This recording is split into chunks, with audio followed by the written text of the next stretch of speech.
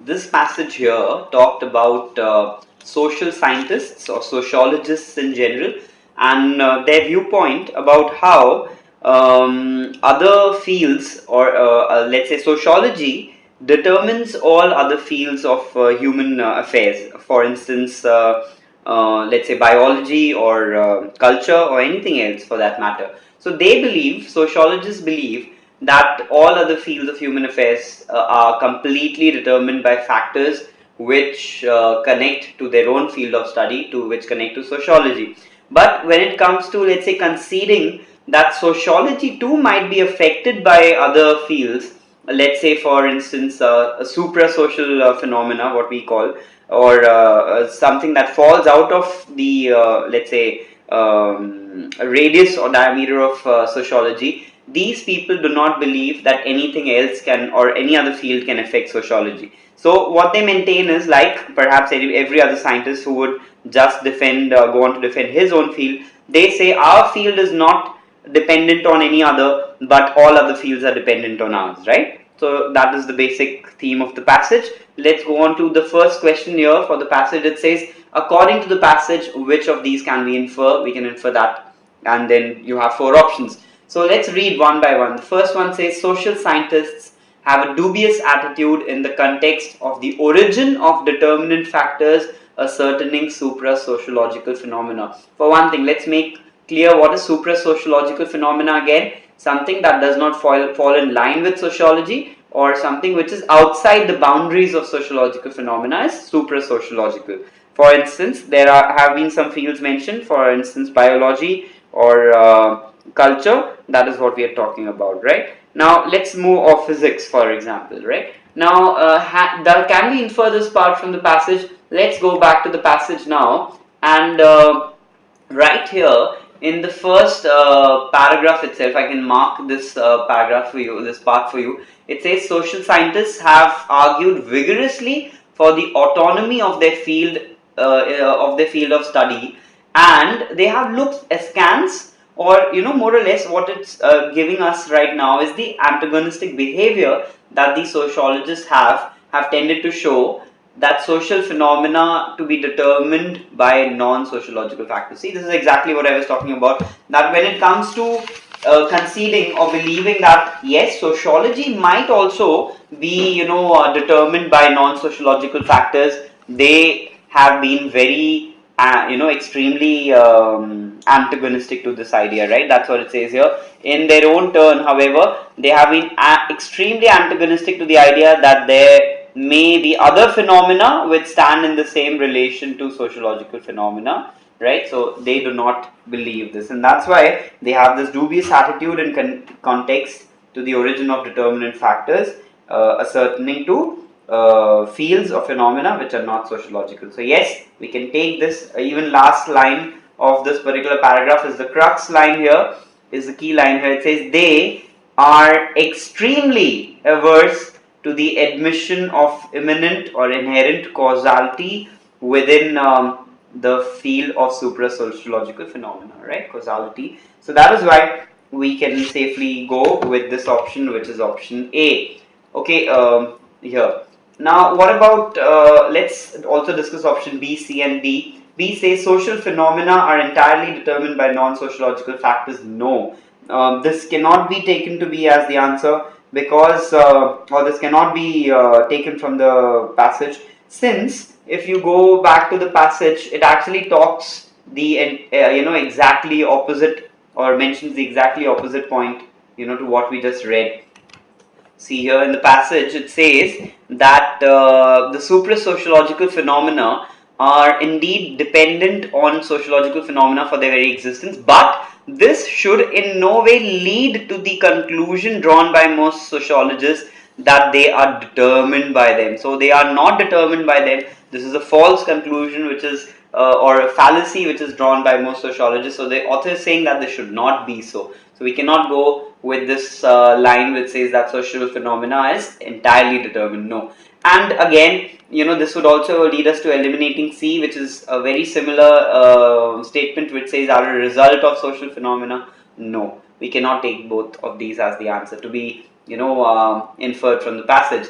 D says factors determining any sociological phenomena can be physical or biological but not sociological. Again, this is connected to the fallacy. It says if this false logic, if this logic of the argument were true in such a case, then we would inevitably be pushed further to another conclusion that the real determinants of any phenomena are physical and not biological or sociological. So this the author mentions only as a let's say as an exaggeration. He's saying that if you were to exaggerate these sociologists' logic, we would even be stretched. That argument could even be stretched to this point of saying that real determinants are physical and not biological or sociological. So he does not say that this is true. He just mentions that this might be if we go on to believe what most sociologists say, and this is why this cannot be inferred from the passage. The answer to this question is option A. Now the question here wants to know, sociologists turn a blind eye towards what or which of these three, A, B, or C. Now A says biologists and physicists who deny autonomy and imminent causality to social phenomena. Do they? No.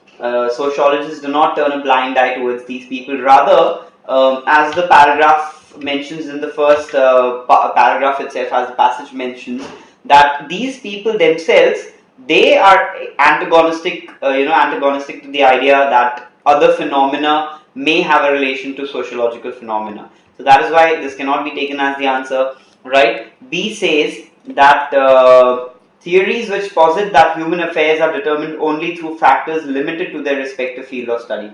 Can we take this as the answer, that sociologists turn a blind eye towards this? Actually, no. And even then, C, we know that the misconception is through their origin, right? Through that it is the sociologists who have this misconception that the real determinants of any phenomena are purely physical in nature, not biological or sociological. And this is why all of these are false, and the answer is none of the above. Now let me take you to that part in the passage where it does say that what is it to which these people turn a blind eye, right? There is this phrase here which has been used in the passage. It's right here. Let me mark it for you. See, it's right here. Let's start reading here so that we can also once again go back to how we eliminated the other options. It says the large number of studies that have delineated the determination of cultural phenomena by sociological factors are vitiated, right? That's what it says here. And therefore, at their very core, by the central fallacy, right? So it's talking about that fallacy that these people have, that sociologists have, that sociological phenomena does not permit the existence of supra-sociological phenomena, right? And but then the most important line here is this, right? Let's read from here. There seems, however, no reason to believe that the emergence of autonomous realms with their own immanent causality ceases at the sociological level. So we cannot take it to be that everything just ends at the sociological level. There are other areas of human affairs which are equally important as well. It would be as much a piece of blindness on the part of the sociologist to deny this as it would be. So what the passage is saying when we read this particular option, which was option B and C, that he's mentioning, the author says that this would be a piece of blindness on the part of the sociologist, not that the sociologists actually turn a blind eye towards this case, right?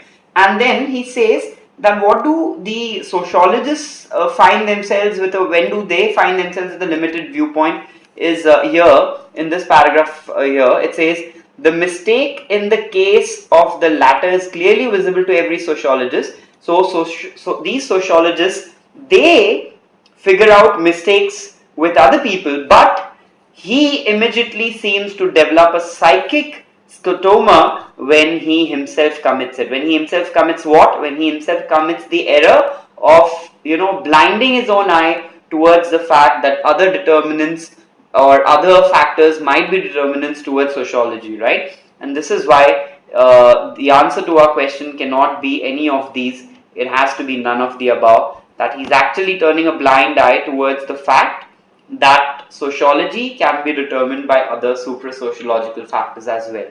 And it's not mentioned here. This is why the answer to this question is none of the above.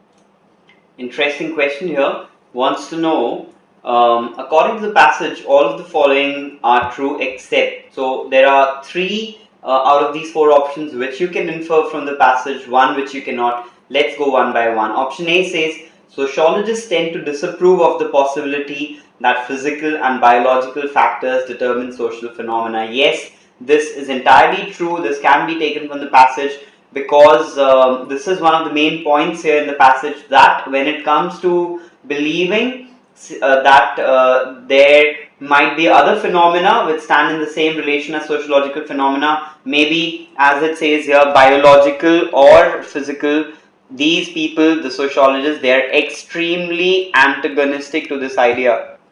That's what it says, and therefore we can infer option A. What about option B? The presence of supra-sociological phenomena is not entirely determined by sociological phenomena. Yes, that's what the passage also says. It says that supra-sociological phenomena are indeed dependent on sociological phenomena for their very existence. Is true, yes, right? But this in no way should lead to the conclusion drawn by most sociologists. This is where I'm reading, right? This paragraph, this right here.